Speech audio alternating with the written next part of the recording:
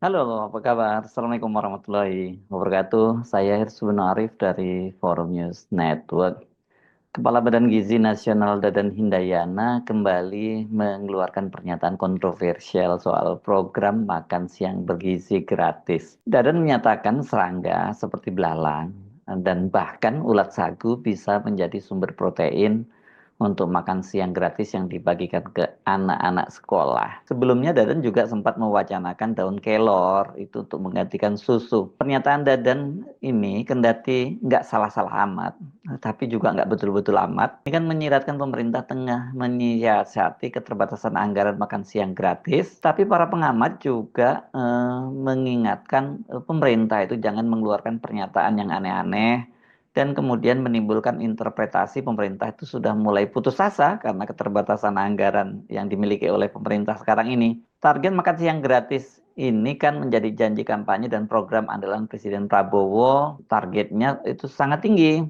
Pada akhir tahun ini, Presiden Prabowo menargetkan program makan siang gratis ini telah menjangkau seluruh anak sekolah di Indonesia. Kepala Badan Gizi Nasional Dadan Hindayana mengatakan belalang itu bisa menjadi salah satu menu dalam program makan siang gratis. Dadan mengatakan menu makan siang gratis itu bisa disesuaikan dengan potensi dan kebiasaan pangan lokal di masing-masing wilayah, termasuk belalang di sejumlah wilayah. Di daerah tertentu mungkin serangga seperti belalang dan ulat sagu bisa menjadi bagian dari sumber protein. Itu disampaikan Dadan dalam rapat pimpinan nasional Pira Gerindra di Jakarta hari Sabtu kemarin. Dadan mengatakan Badan Gizi Nasional tidak menerapkan standar menu nasional untuk program makan siang gratis. Yang diterapkan katanya standar komposisi gizi yang harus dipenuhi. Dengan demikian, menu yang disajikan di setiap daerah akan disesuaikan dengan sumber daya lokal dan kebiasaan makan masyarakat setempat. Misalnya suatu daerah terbiasa mengkonsumsi telur, maka telur akan menjadi komponen utama menu di wilayah tersebut. Serupa berlaku untuk daerah yang memiliki sumber protein lain seperti ikan, belalang, atau bahan lokal lainnya. Isi protein di berbagai daerah sangat tergantung pada potensi sumber daya lokal dan preferensi masyarakat. Jadi menu makan bergizi gratis itu tidak kaku, melainkan fleksibel sesuai dengan kebutuhan lokal. Jadi bukan hanya protein, tapi untuk sumber karbohidrat, kata Dadang juga bisa beragam di berbagai daerah. Dia mengambil contoh masyarakat di Halmahera Barat yang lebih sering mengkonsumsi singkong dan pisang rebus sebagai pengganti nasi. Keragaman pangan lokal itu sangat penting untuk diakomodasi dalam program makan bergizi. Karena tujuan utama makan siang gratis ini bagi Badan Gizi Nasional adalah memastikan standar gizi terpenuhi, bukan memaksakan satu jenis menu untuk seluruh Indonesia. Dan dengan pendekatan ini berharap BGN itu berharap dapat mendukung kebutuhan gizi masyarakat Indonesia melalui potensi pangan lokal, termasuk pemanfaatan belalang dan serangga lainnya sebagai alternatif sumber protein yang bernutrisi tinggi. Saya tahu ini maksudnya Pak Dadani satu, ini makanya saya sebut tadi nggak salah-salah banget, tapi juga nggak benar-benar banget kan gitu, karena memang ada beberapa daerah yang menggunakan belalang seperti di daerah kalau Jogja itu di daerah Gunung Kidul misalnya gitu, ulat sagu itu di Papua dan di beberapa daerah di Indonesia Timur juga itu dimanfaatkan dan nutrisinya juga cukup tinggi. Begitu juga soal makanan tadi ya, bukan hanya singkong, sebenarnya sagu juga bisa dimanfaatkan. Tapi kan ini sebenarnya bahan-bahan semacam ini untuk daerah-daerah tertentu itu kan yang nggak perlu dimasukkan dalam program makan bergizi gratis gitu ya. Ini semacam suplemen yang udah terbiasa digunakan oleh warga setempat. Jadi saya kira usulan ini memang akan membuat orang yang mengerenyitkan keningnya. Ada apa ini? Apalagi kalau dikaitkan dengan pernyataan-pernyataan presiden yang menyatakan dia minta agar dilakukan penghematan di berbagai anggaran untuk memenuhi anggaran makan siang gratis itu. Nah, saya membaca ini seorang ahli gizi dari Rumah Sakit Siloam yang diwawancara di kompas.com ya. Ini disebut namanya Dr. Inge Permadi, SPGK, spesialis gizi ini ya. Dia menjelaskan bahwa pangan itu tidak hanya kaya protein tapi juga mendukung pemanfaatan sumber daya lokal. Jadi ini kata dia makanan seperti belalang dan ulat sagu sebenarnya sudah menjadi bagian dari kebiasaan masyarakat di beberapa daerah di Indonesia. Ini adalah bagian dari kearifan lokal yang sangat baik. Meski potensi kandungan proteinnya menjanjikan, Dr. Inge menekankan perlunya kajian lebih lanjut untuk memastikan kesetaraan nilai gizi antara makanan berbasis serangga dan sumber protein protein lainnya. Misalnya satu butir putih telur mengandung sekitar 5 gram protein. Tapi berapa banyak ulat sagu yang setara dengan jumlah protein itu? Itu harus dihitung dan dikaji lebih lanjut. Di luar itu yang harus diperhatikan adalah pengolahan makanan berbasis serangga. Harus dilakukan secara higienis, sehat, bervariasi untuk memastikan keamanan, kesehatan, serta membuat orang senang untuk mengkonsumsi. Namun kata dia ini wacana itu bukan tanpa tantangan. Salah satu yang menjadi sorotan adalah kemungkinan terjadinya alergi. Dan biasanya seorang sudah mengetahui kecenderungan alergi terhadap makanan atau kondisi tertentu. Seperti telur yang bisa menyebabkan alergi pada beberapa orang tertentu. Ulat sagu atau belalang juga memiliki potensi yang sama. Bahkan sebenarnya susu juga ya kan ada orang yang tidak yang bisa menolak laktase ya istilahnya ini ya. Karena itu katanya penting untuk mencantumkan informasi tentang sumber makanan tersebut sehingga apabila mereka tahu bahwa makanan tersebut dapat menyebabkan alergi, jangan dikonsumsi. Di luar itu juga program ini kan sangat tergantung pada ketersediaan bahan pangan itu di setiap daerah. Jadi apakah misalnya kemudian dijadikan program gitu mencukupi belalangnya atau ulat sagunya di satu daerah gitu ya. Ini kan beda misalnya dengan ikan atau telur yang bisa dibudidayakan. Sebelumnya Badan Gizi Nasional itu juga menjadikan daun kelor dan telur ayam sebagai bahan alternatif, bahan makanan pengganti susu pada program makan bergizi gratis. Memang sejak awal dulu dipersoalkan soal soal susu itu maksud saya. Karena kan Indonesia itu masih mengimpor susu dan tidak semua wilayah bisa menyediakan susu sendiri. Jadi nanti kata Dadan Dayana tidak semua peserta menerima makan bergizi gratis atau mendapatkan susu sebagai bagian dari menu mereka. Sama saya kira soal kelor ini juga soal pengolahannya. Ini juga kalau ada anak yang nggak doyan dan sebagainya jangan kemudian di PA-PA-in, di goblok-goblokin ya.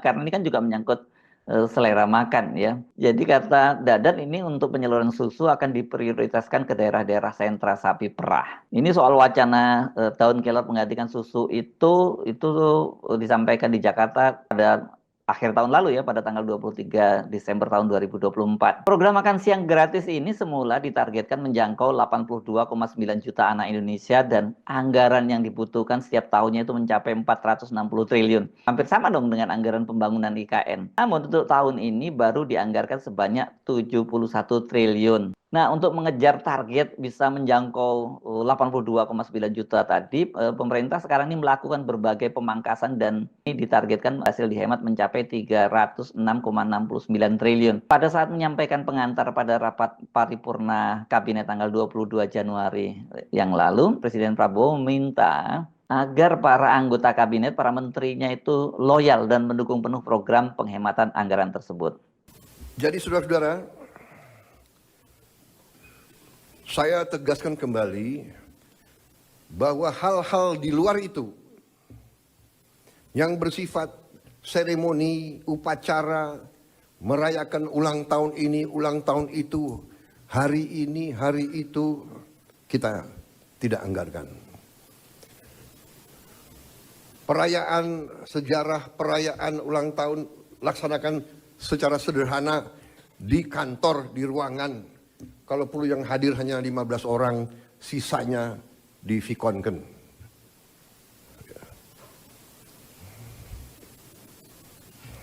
Perjalanan dinas dikurangi. Saya potong setengah. Dengan setengah kita bisa menghemat 20 triliun lebih. Kalau kita hitung 20 triliun, berapa puluh ribu sekolah, gedung sekolah bisa kita perbaiki.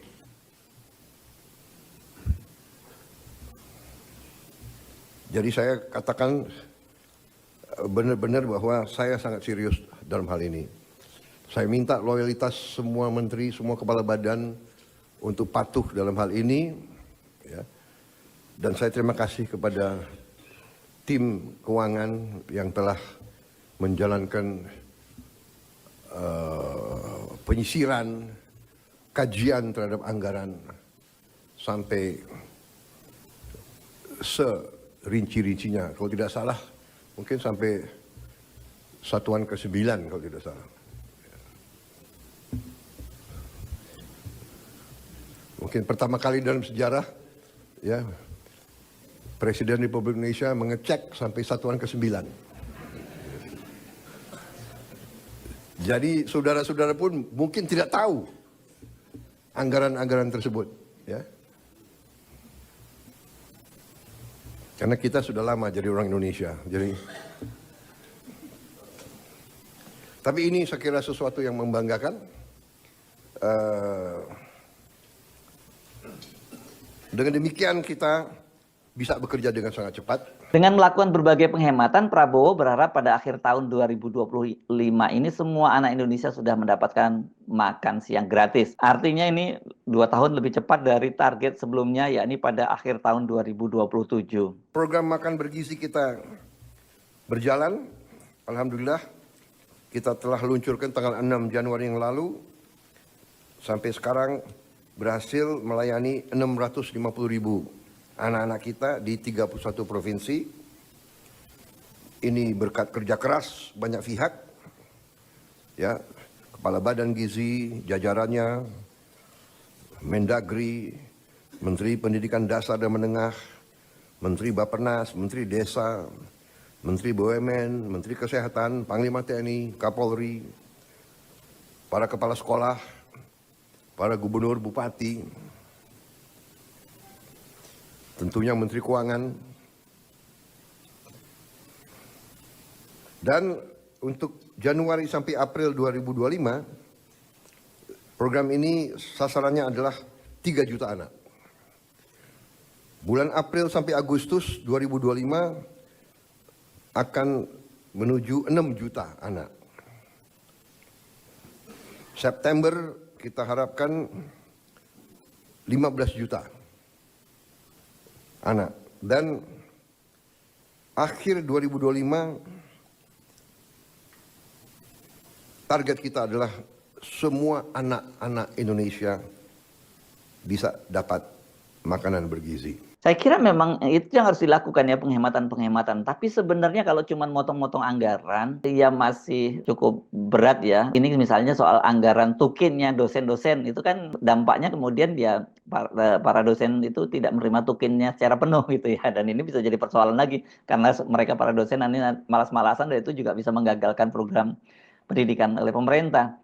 Kalau sebenarnya kalau mau serius dan target yang dicanangkan oleh Pak Prabowo itu bisa terwujud, ini kan kita tahu sekali bahwa Pak Prabowo itu terbentur pada akomodasi kepentingan politik, terutama ini kepentingan politik Jokowi. Saya melihatnya setidaknya yang kasat mata itu 2. Ini program-program infrastruktur Presiden Jokowi. Salah satunya itu adalah IKN. Kalau yang infrastruktur lainnya itu kan Pak Prabowo itu bisa melakukan menghentikan bahkan atau mengurangi dan mengalihkan kepada swasta bisa dilakukan. Tapi kalau IKN itu yang jadi problem ya, karena sampai sekarang swasta itu seperti pengakuan dari Marwarar Sirait, Menteri Perumahan, itu mereka banyak melakukan groundbreaking tapi tidak ada pembangunannya di sana ya, tidak dilanjutkan pembangunan. Cuma groundbreaking saja, ini sebenarnya sudah diduga sejak awal. Kemudian yang lain juga soal akomodasi terhadap kepentingan politik Jokowi di kabinet. Ini yang mengakibatkan kabinet menjadi sangat gemuk ya. Nah, kita ngomongin soal IKN saja deh yang pertama ya. Soal IKN itu kan beberapa hari yang lalu Menteri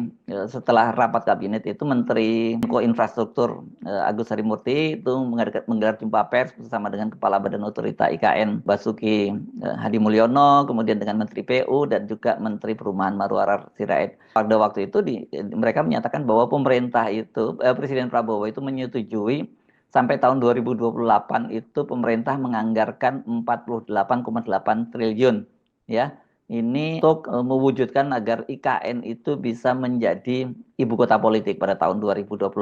Anggaran tersebut bila tidak dialokasikan untuk IKN bisa digunakan untuk tambahan anggaran makan siang gratis, udah di depan mata itu 48,8 triliun. Sementara kalau toh disalurkan ke IKN ini kan masih tidak menjamin IKN itu tidak akan mangkrak, karena sesungguhnya yang diharapkan itu adalah investasi pemerintah dari swasta, bukan dari pemerintah. Dan kalau sekarang ini kan sebenarnya anggaran 20% dari total proyek 466 triliun IKN itu, yang 20% itu semua pembangunan yang kelihatan di depan mata di sana itu semuanya dari APBN dan sudah habis anggaran APBN-nya itu. Sebagai gambaran ini ya, pada bulan Agustus 2024 Otorita IKN itu mengajukan tambahan anggaran 26 triliun itu hanya untuk pemeliharaan IKN di tahun 2025. Artinya kalau toh diberikan dana sebesar 48,8 triliun sampai tahun 2028 itu sebagian besar itu habis untuk pemeliharaan. Nah, kelihatan kelihatannya Pak Prabowo masih tarik ulur ini soal dana IKN ini, nggak berani mangkas sekaligus, tetapi juga tidak memberikan anggaran yang cukup leluasa yang saya sebut tadi 48,8 triliun. Kalau sebagian besar habis untuk pemeliharaan, berarti juga tidak bisa membangun dong ya. Jadi itu status quo saja IKN itu. Tetapi ya Pak Prabowo tersandra komitmennya dengan Pak Jokowi. Yang lain-lain, infrastruktur yang lain bisa diutak-utik, tapi kalau IKN kelihatannya ini sangat sensitif untuk Jokowi, apalagi beberapa waktu yang lalu sebelum lengser Pak Jokowi janji masih akan sering datang ke IKN. Kedua, ini gemuknya kabinet. Itu juga menyerap anggaran yang besar ini karena biaya perkantoran, kemudian biaya rutinnya berupa biaya gaji dan sebagainya. Itu juga sangat besar, dan gemuknya kabinet ini karena Pak Prabowo mengakomodasi kepentingan dari Pak Jokowi dan juga partai-partai politik ya. Jadi ini kan orang-orangnya Pak Jokowi masih banyak banget di situ ya. Kalau kemudian itu dikurangi, itu misalnya memang sesuai dengan postur anggaran, harusnya lebih ramping dibandingkan kabinet eranya Jokowi di bawah 34 kementerian. Ini kan juga yang dipangkas banyak sekali ya. Karena ini karena fasilitas seorang menteri itu atau kepala lembaga negara itu kan tidak hanya mereka gajinya, tetapi juga fasilitas-fasilitas lain itu juga harus dipenuhi oleh negara. Dan kemudian misalnya juga contoh ini soal staf sus ya. Ini kan para menteri itu diberi kewenangan untuk mengangkat 5 orang staf sus. Dengan jumlah menteri yang begitu banyak, kalau kemudian staf susnya ini dikurangi, bahkan ditiadakan, sebenarnya nggak ada masalah. Toh secara teknis itu sudah ada dirjen-dirjen. Kita tahu kok staf khusus ini kebanyakan ini merupakan untuk akomodasi mereka-mereka ini, apakah itu anggota partai politik koalisi maupun relawan yang tidak tertampung di kabinet.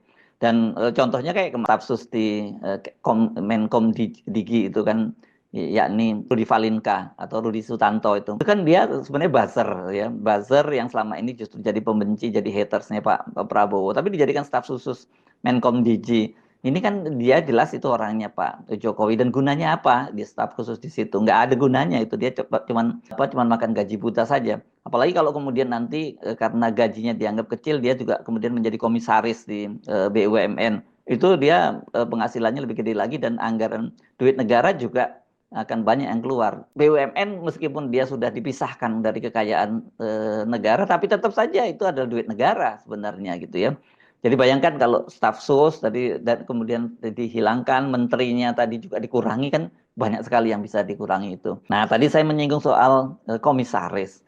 Komisaris ini sama juga, sebenarnya banyak nggak berguna juga. Ini hanya akomodasi dari kepentingan-kepentingan politik yang profesional. Saya kira bisa dihitung dengan jari saja, dan jangan kaget gaji mereka itu bisa miliaran loh, seperti Telkomsel, kemudian Pertamina dan perusahaan-perusahaan lain yang masuk 500 Fortune itu gila-gilaan itu gajinya mereka ya. Disebutnya bukan gaji lah mereka, dan tantiemnya ya begitu ya. Sangat gede gitu.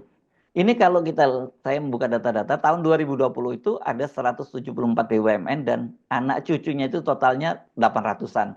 Tapi kan kemudian dilakukan konsolidasi pada akhir tahun 2023 ada 65 BUMN. Itu tetap saja banyak. Saya nggak tahu kalau soal anak cucunya ini tinggal berapa. Semua itu bisa kalau dipangkas itu ya bisa menghemat besar-besaran. Misalnya komisaris itu cukup hanya 2 orang saja lah gitu. Karena ada misalnya di PTPN tuh direksinya jumlah komisarisnya lebih banyak di direksinya. Untuk apa sebenarnya itu? Karena secara umum kebanyakan para komisaris ini juga nggak bekerja kok. Itu cuma untuk tambahan hasil yang jauh lebih besar dari penghasilan mereka sebagai pejabat tinggi di pemerintahan ya.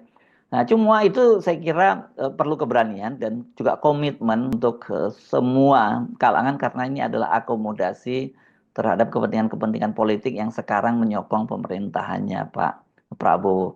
Jadi sebenarnya Pak Prabowo nggak perlu pusing-pusing kalau berani melakukan itu, menerobos barrier-barrier politik, kemudian kesungkanan-kesungkanan politik, karena selama ini melakukan politik akomodasi terhadap pemerintahan sebelumnya Pak Jokowi dan juga partai-partai politik yang sekarang mendukung pemerintahnya Pak Prabowo.